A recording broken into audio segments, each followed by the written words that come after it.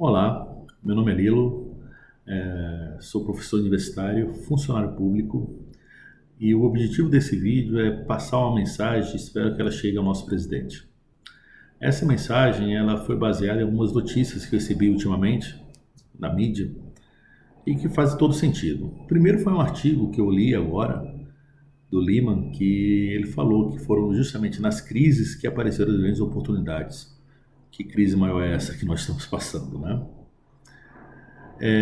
Existe uma outra notícia dizendo que os Estados Unidos, o Japão e talvez outros países queiram cortar os laços com a China depois de tudo que foi feito. É um país comunista, é um país fechado, um país que não gosta de passar informação, é um país meio complexo, vamos dizer.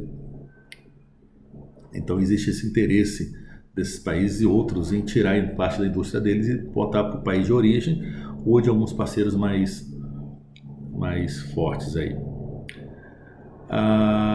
Tem também esse ótimo relacionamento do nosso governo com o governo americano. Acho que isso é importantíssimo.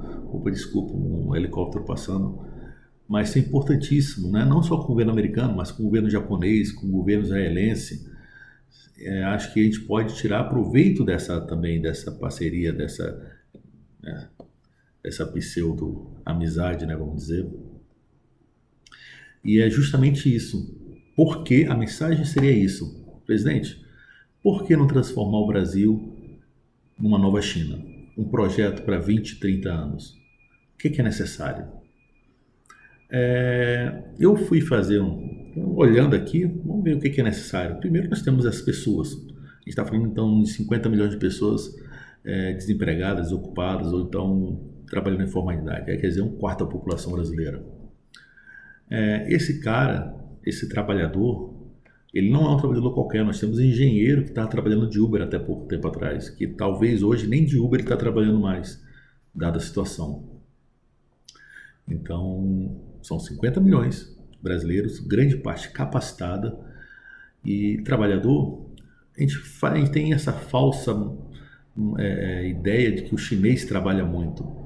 Acho que a pessoa que pensa nisso esquece de ver aquele brasileiro que sai de casa às 6 horas da manhã e volta às 9 horas da noite. Todo dia, né? Será que essa pessoa não trabalha?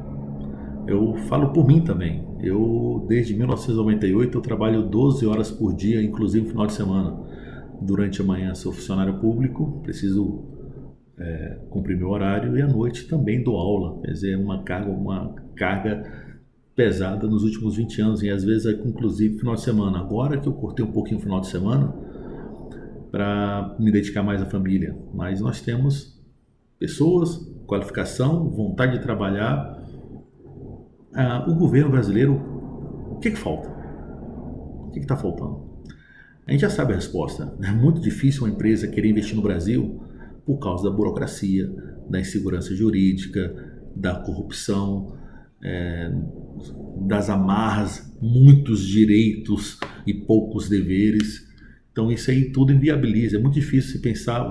Acho que se vão pensar no novo polo industrial, o último lugar do mundo seria o Brasil.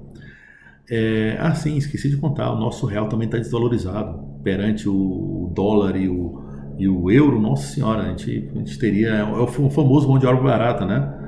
O engenheiro aqui que ganha 5 mil reais, na verdade ganha $1.000 nos Estados Unidos, é coisa absurda, é equivalente a $1.000 no Brasil.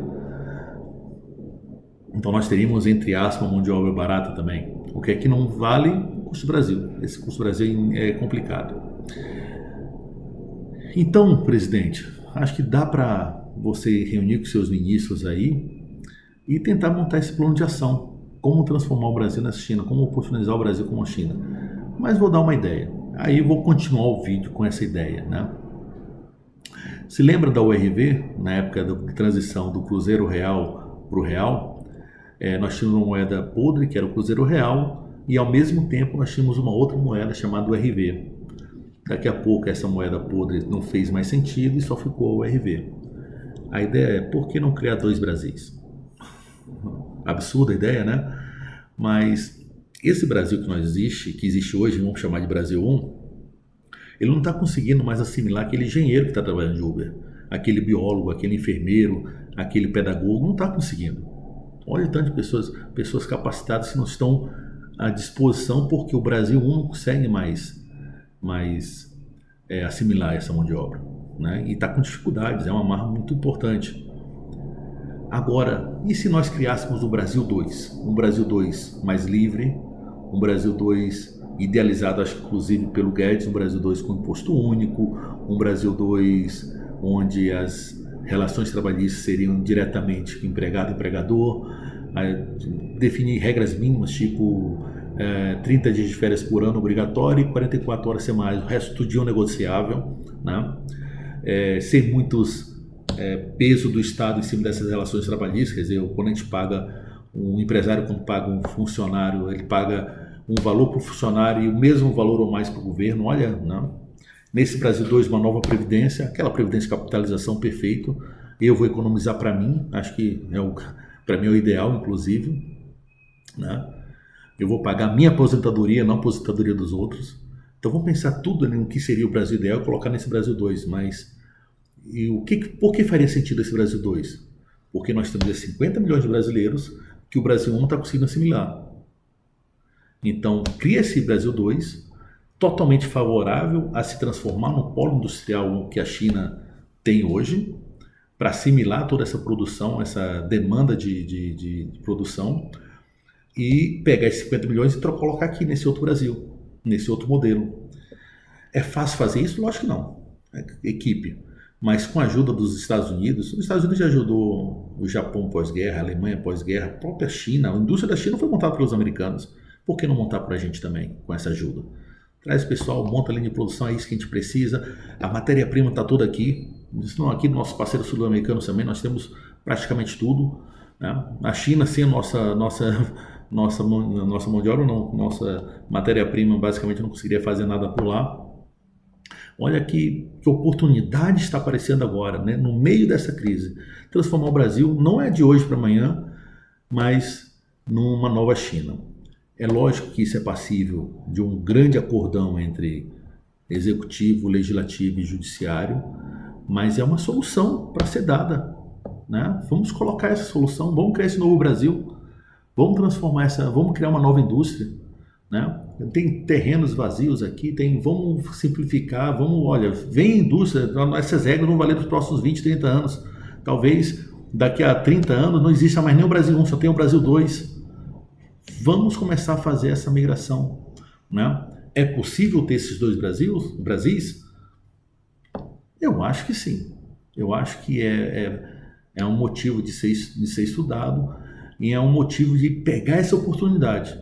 Essa oportunidade de que aquele povo, aquela indústria que está na China, vem para cá. Assim, outro detalhe. A indústria brasileira que está aqui, ela não seria impactada pela indústria brasileira, a indústria do Brasil 2, a indústria Brasil 1 com a indústria Brasil 2 bateria de frente. Poxa, essa indústria do Brasil 1 tem relações trabalhistas, essa indústria Brasil 2 paga vários tipos de impostos, essa indústria Brasil 1, do Brasil 1 está no Brasil antigo. Seria injusto ela competir diretamente com a indústria que estaria instalada no Brasil 2. Mas a gente poderia criar uma regra simples. Se existe a indústria no Brasil, se vier uma nova indústria, ela não poderia cair no Brasil 2, só indústrias que não existem. Mas isso é muito simples, gente. Olha, imagina, vamos dar um exemplo de uma indústria de carros. Se vier uma nova montadora de carros para o Brasil, não justifica ela cair no Brasil 2, vai cair no Brasil 1, nas regras do Brasil 1, porque existe uma indústria, ela tem que competir de igual para igual. Mas não tem aquela peça que é fabricada, que faz parte do carro, que a gente manda buscar lá da China? Aquela pecinha, aquele telinha do computador, aquele botãozinho automatizado, aquele LED que não é fabricado no Brasil, é fabricado lá na China, a gente tem que importar da China. Então, a montadora de carro não poderia cair no Brasil 2, mas a fábrica que fabrica aquele LED, aquela pecinha elétrica, aquele botãozinho, ela poderia ser instalada aqui no Brasil, no modelo Brasil 2. Nessa estrutura. Então, as duas indústrias não se bateriam, porque não iriam se competir. Muito pelo contrário, essa indústria não precisa daquela peça, só que em vez dessa peça que a gente vai buscar lá da China, essa indústria agora está aqui no meu lado, vamos buscar essa peça aqui. e até baratear o custo de produção, o custo logístico de todo desse modelo. Então, para as duas indústrias não baterem, a indústria do Brasil 1 seria diferente da indústria do Brasil 2. Então, seria essa. Acho que o resto é com vocês. Se é possível ou não, é um estudo aí para toda a equipe, mas que essa oportunidade eu vejo uma grande oportunidade aí. Eu vi agora que o Ernesto ia dar uma declaração sobre uma grande parceria com os Estados Unidos. Será que é isso? Se for isso, perfeito, né? Vamos transformar o Brasil numa nova China. É possível? Vocês me respondam.